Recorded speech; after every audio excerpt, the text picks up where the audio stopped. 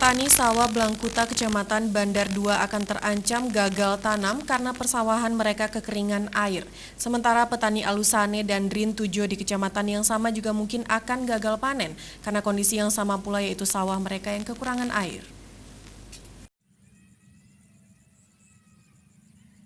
Memasuki masa tanam gadu pertengahan tahun 2019 di areal persawahan Blangkuta Drin 7 dan Alusane Kecamatan Bandar 2 Kabupaten Pidijaya, para petani sawah mulai mengeluhkan dengan kondisi sawah mereka yang kekeringan.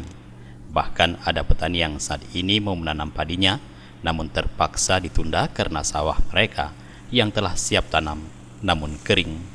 Padahal usia benih di tempat persemaian sudah hampir 20 hari. Salah seorang petani Blangkuta kepada Aceh TV mengatakan bahwa sawah miliknya yang sudah dibajak, tapi saat ini tidak ada air dan jika mau menanam padi terpaksa dibajak kembali.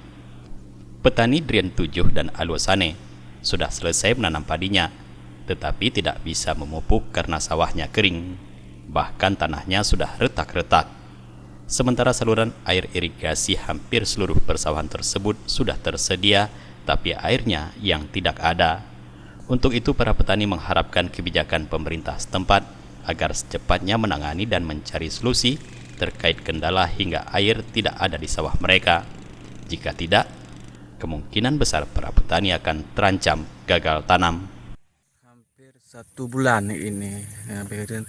Kebiasaannya kami kalau mau bajak sawah, kalau musim seperti ini pakai mesin pompa air. Pompa air. Kan pompa air. Pompa air yang disewa dari mana, Pak? Belilah, Beli. beli sendiri. Nah, Saya harap kepada pemerintah yang bahwa tolonglah melihat petani kami dan lagi sekarang kan susah dari air, tolonglah perhatikan irigasi yang dari ujung Tugaru sampai ke sini lah.